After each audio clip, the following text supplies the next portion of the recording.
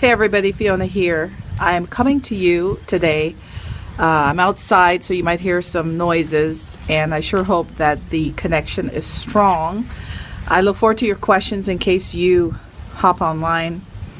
Of course, if you're not on it, you can't hear me say that. But I'm coming to you to answer some questions. I posted something in my Facebook profile today that has had a lot of comments and interaction and lots of valuable insight into where we are today concerning the election, and especially with the debate last night. And my post was concerning abortion and children and this partial birth abortion thing that Hillary Clinton happens to believe, agrees with, and defended quite sternly last night. So I want to bring perspective to women. If you know me very well, which hopefully you do, some of you who don't know me, you'll find out soon enough. But one of the things that I do is I'm very strong in what I believe, and I'm very firm on it. And I don't like to watch things happen and not do something about it when I'm capable of doing something about it, and I'm responsible to do something for it. In this case, I feel some sort of responsibility to explain something that maybe we might have all lost sight of, because this election is about a lot of things, and a lot of things can get muddied in the water. For me personally, if you've seen my posts and everything like that, you've noticed I keep saying this election is about life for me. And it always will be. Every election always will be, because what I decide on earth is recorded. There are witnesses to take record in what every person does.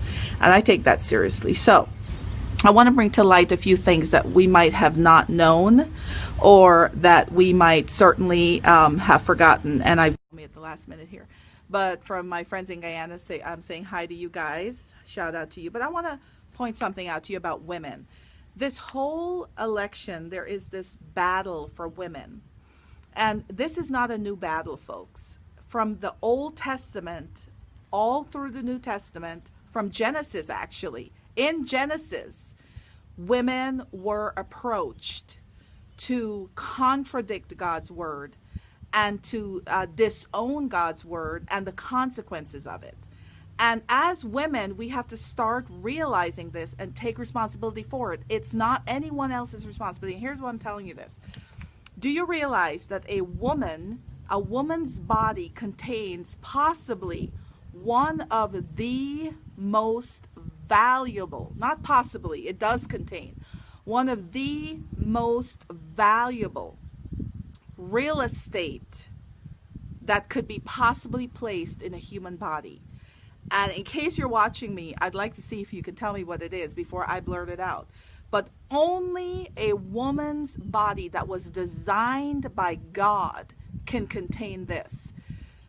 One that a man's body that has been reconstructed by doctors to make it look on the outside like a woman's body, including the parts that externally we can recognize whether someone's a male or female. A doctor can certainly change those things, but there's one thing a doctor has yet to figure out how to do, and as far as I'm concerned, it is an impossible feat, and that is to put a womb inside of a human body. Only God has the patent for that, and no tampering with the human body can allow a man to carry a womb. One of the most valuable real estate, I believe, in the human body is the womb of a woman. And the enemy knows that he cannot just come and take your womb. So he wants you women to be pressured, to feel fear, and to agree that you should destroy what has been planted in your womb. Now, the argument for this destruction is also very deceptive, just like the argument for Eve to eat from the tree that God told them not to eat from was very deceptive, because that is what the enemy uses. He uses deception. And deception cannot be perceived in the natural. It is a supernatural thing that we do, that you're able, the way you're able to perceive deception is a supernatural thing. But let me just say this. The woman's womb is an important piece of God's plan for mankind.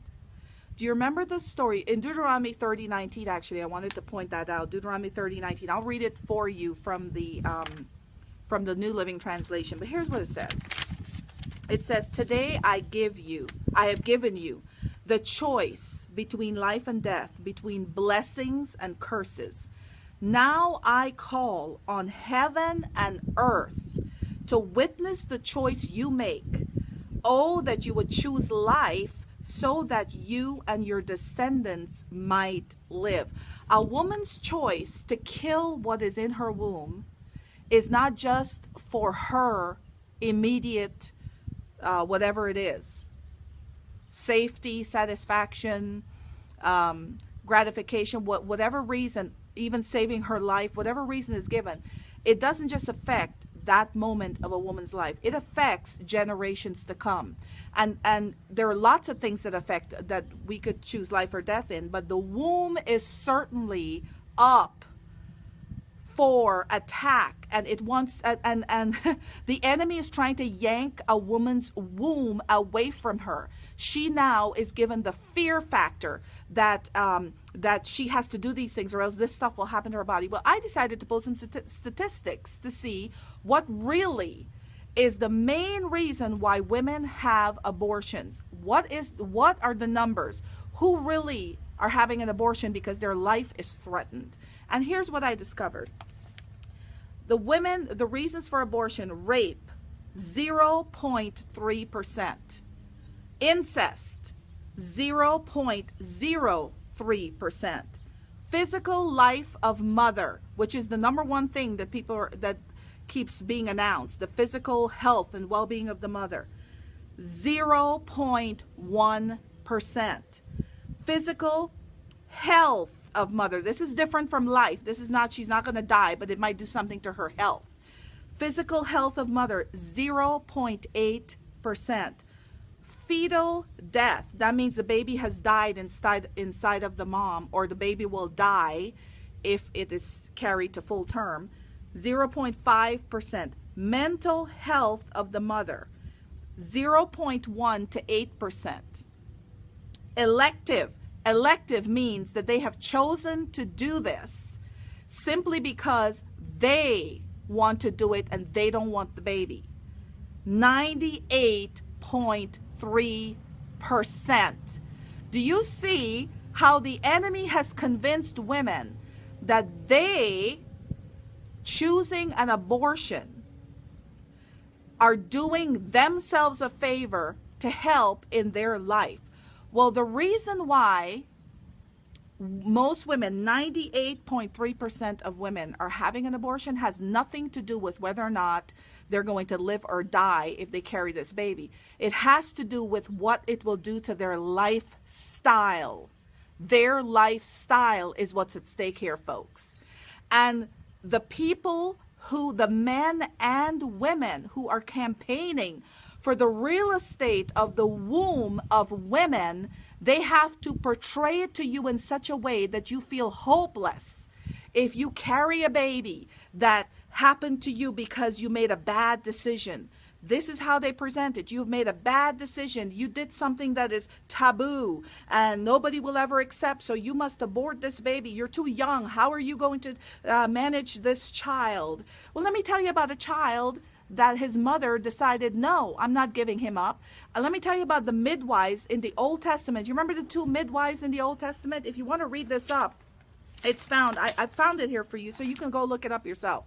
Exodus chapter 1. Do you see how fired up I'm getting? I told you I'm a fighter when I believe in something. And this is absolutely wrong for people to just sit back and say, I'm going to pick a presidential candidate because of this, this, and this, and ignore the fact that this woman last night in a debate actually said out loud, which I've been waiting to hear from her own mouth because I've only read it, but I've never heard her say it, that a baby on their due date could legally be killed because of whatever reason the mom gives. And let me tell you, 98.3% of those reasons are selective. The mother has just chosen to do it because it's legal to do. And that is unacceptable. And I don't know if you're not outraged about this, but I sure am, because it is unacceptable.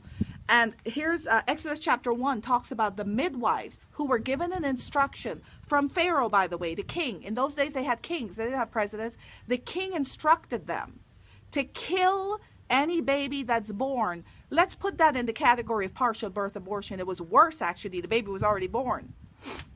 To kill those babies if they are boys, but to let them live if they're girls. And these midwives refused to do it. Well, you tell me, if God would have agreed with that king's decision, he had rulership over the country, and they were his slaves. If God had agreed with him, why would God bless? The Bible says in Exodus chapter 1, verse 20, so God, the Hebrew women are not, so God was good to the midwives, and the Israelites continued to multiply, growing more and more powerful. And because the midwives feared God, he gave them families of their own. This is the key right here, folks. If you fear God, this is going to be a big issue for you. And I don't know about you, but I fear God more than any man, any woman, any animal on this planet. I fear God more than that. I'm not afraid of him, but I have respect for God. And this is his plan. Humanity is God's plan. It's not ours. Now, so Pharaoh now, because the women would not kill the babies, Pharaoh ordered that that boy children below a certain age be thrown into the river to die. But there was one mama that refused to do that. And that mama was the mama of Moses. Now, I'm appealing to the women because you seem to be the ones that this election is trying to target and is saying, and they're saying of you that you disagree, with the other running mate, Donald Trump, and you agree with Hillary in everything that she stands for. You agree with her. That means that you agree with abortion. So I'm speaking to you if you're a woman, and I'm telling you that it is against God's plan for humanity for us to kill babies that are in the womb or the ones that come out of the womb.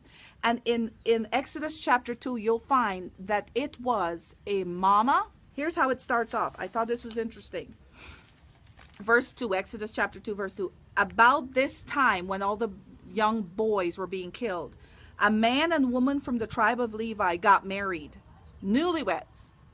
The woman became pregnant. These are newlyweds. If you ever saw the movies about 10 Commandments and stuff, you see like the mama is really old and all this. I don't know, but they were newlyweds. She got the woman became pregnant and she gave birth to a son. She saw that he was a special baby and kept him hidden for 3 months. But when she could no longer hide him, she got a basket. So here's what, and then you could read on. So let me tell you something. The husband was there for the conception, and after that, he is not mentioned anywhere else in this story. You know who continued to be mentioned? The mama. The mama hid the baby. The mama made the basket. Then the mama told her daughter, another girl, a young girl, to go take this baby in the Nile. And then who finds the baby? Another woman, the daughter of the man who commanded for that baby to die. That's who found the baby. God used three different women in the life of Moses to help protect him from the plan of the country he lived in. One man, look at what he did for the history of mankind. Look at what he did for God's chosen people. So my question today is, what are we going to do as women? What are you going to do as the wife? What are you going to do as the mother? And what are you going to do as the sister? As we sit back and we have a choice to decide what we're going to do about the lives of unborn babies. And this is a critical issue in our world today. In heaven, things get recorded based on what we talk about here and what we decide. And actually, in Deuteronomy 30:19, the Lord has set heaven and earth as witnesses against us to see who chooses life and who chooses death. And it does make a recording. In Malachi chapter 3, if you read that, you'll find that the Lord looked down and he saw those who talk things about him, and he records it in a book. Things are being recorded about what we do. So just in case you were wondering, then the other thing I want to bring up is Proverbs chapter 6. It says there are 6 things that the Lord hates. 7 are an abomination. Haughty eyes, a lying tongue, hands that kill the innocent, a heart that devised evil plots, feet that race to do wrong, a false witness who pours out lies, a person who sows discord in family. But you want to see the one that I'm talking about is hands that kill the innocent. Let me explain this to you in case you might not have understood it. If you agree with the person that says it's okay to kill a baby, every abortion that has been done legally since the time of your agreement, and they have made it legal to do these things, the clamp that rips the baby's body apart, the needle that injects the killer substance into a baby's brain, the smashing of the skull of the baby, the blood that pours from that baby's body, it is the equivalent of you standing there and doing it. That's what it really looks like in the records. You're the one standing there doing that instead of the mom who's made the choice to do it. And this is a serious matter, and I'm very passionate about it, as you can see. But I'm telling you today that we have a decision to make. And it's not an easy decision to make. It certainly isn't. And everyone is talking about Donald Trump and how horrible he is. But here's the deal, folks. The people who were better, they did not outlast him. They didn't win. They had an opportunity to win, and they didn't win over him. So now we have him. And we have Hillary Clinton. And he says he's not for abortion. Whether he is rightfully saying this or just saying it to get your vote, that is totally up between him and God, and he will have to answer to God. And equivalent to what happened to the fig tree, which showed like it had fruit, and when Jesus walked up to it and was ready to eat because he was hungry, there was no fruit on there. He cursed it. It shriveled up and died in 24 hours, folks. That premise still exists. So when Donald Trump becomes president, if he decides to go back on his word, when God's ready to let humanity flourish on this earth and babies not be killed in the womb, and he decides that no, I was just saying that, then Jesus knows how to deal with a tree that pretends to be what it's not.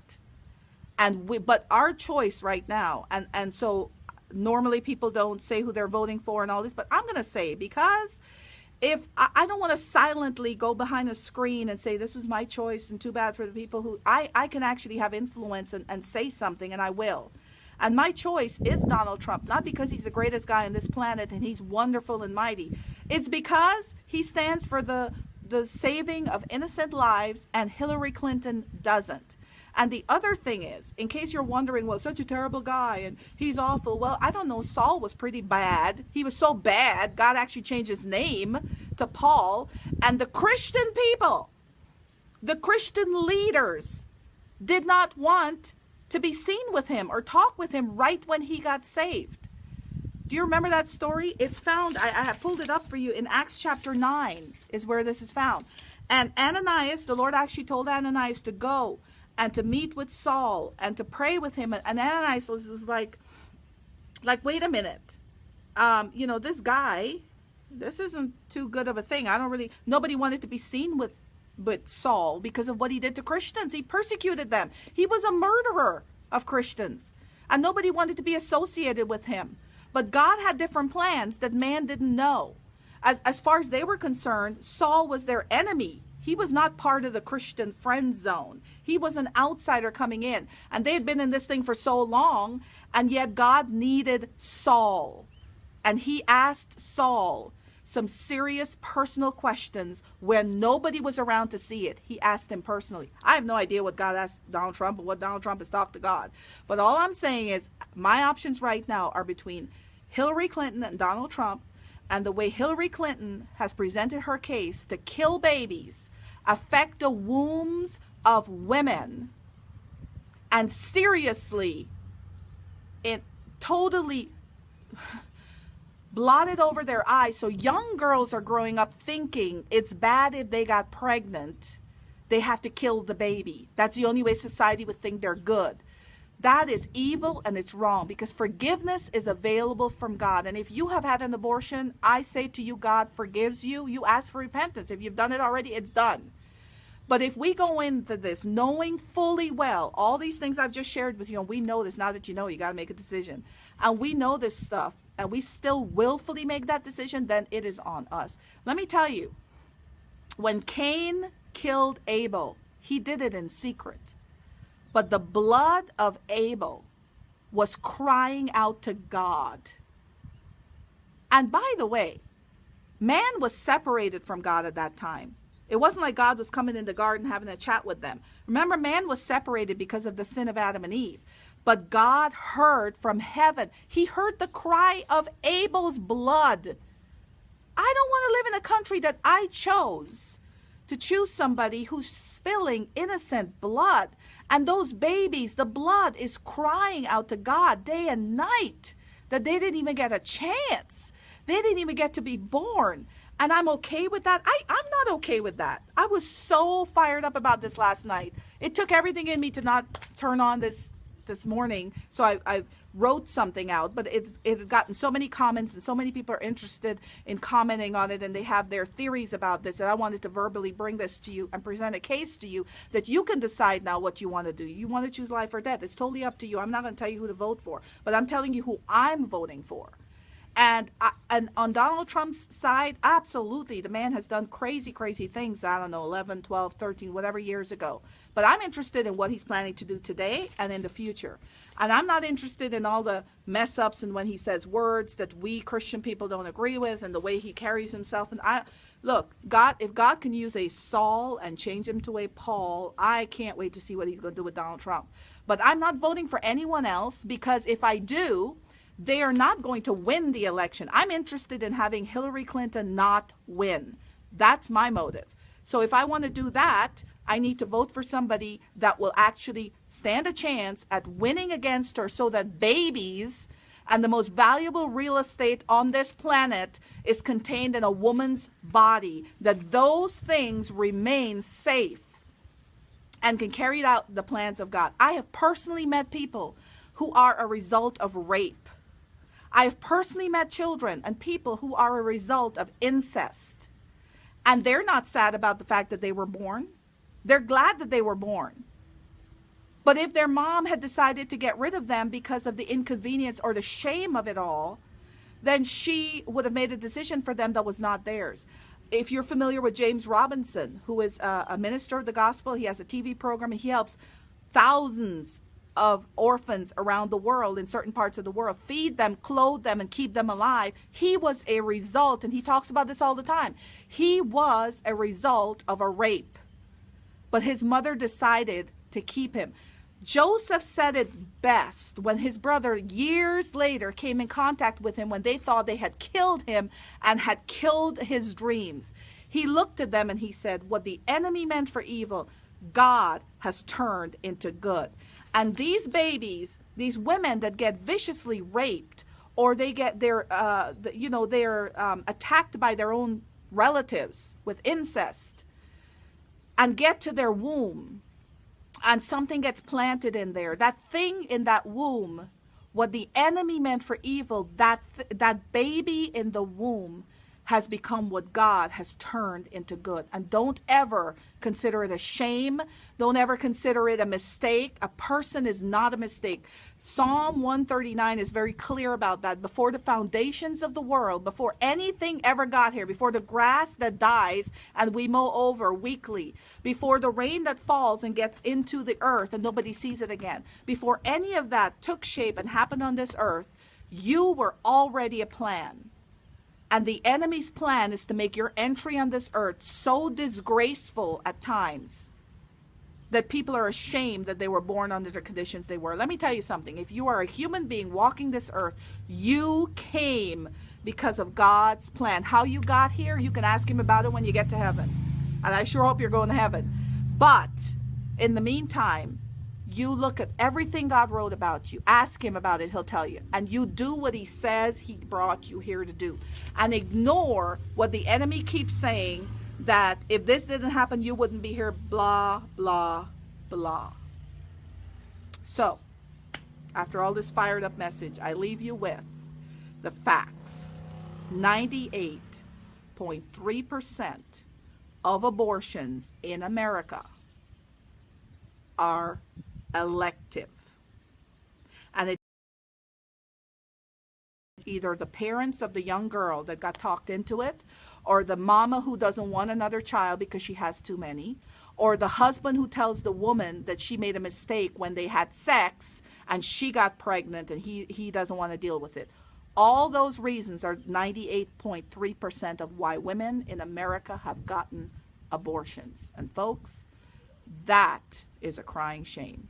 And I refuse to put my check mark next to the person who says a baby can be halfway out the womb and killed. And that's my story, and I'm sticking with it. God bless you guys. I'll talk to you later.